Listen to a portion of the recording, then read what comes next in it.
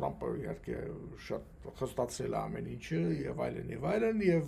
նույնիսկ հունվարին, երբ որ նոր ինքը եկավ իր երկրորդ ուրեմն պրեզիդենտական շրջանը, միանգամից ուրեմն պրեզիդենտական հրամաններ արձակեց խստացնելու համար այդ ամբողջ process-ները ավելի լավ պետք է քննվեն, ավելի ուշադիր պետք է նայել թե ով է դիմում,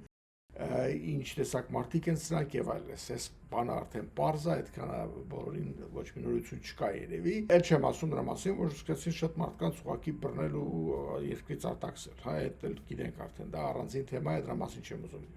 անդրադառնամ։ Ասեմ, որ հսկայական թվերը դեռ շարունակվում են եւ արդեն նպատակը հիշում եք ասացի, որ այդ Ստիվեն Միլլերը տոկնականը ուրեմն դրել, որ 1 միլիոն մարդ պետք է երկրից դուրս անենք եւ այլն։ Այդ տեմպերը չեն դանդաղում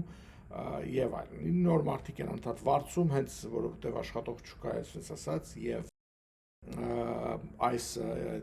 special agent-ները վարձում եւ այնտեղ Border Patrol մարդավարձում գործի եւ նաեւ CIS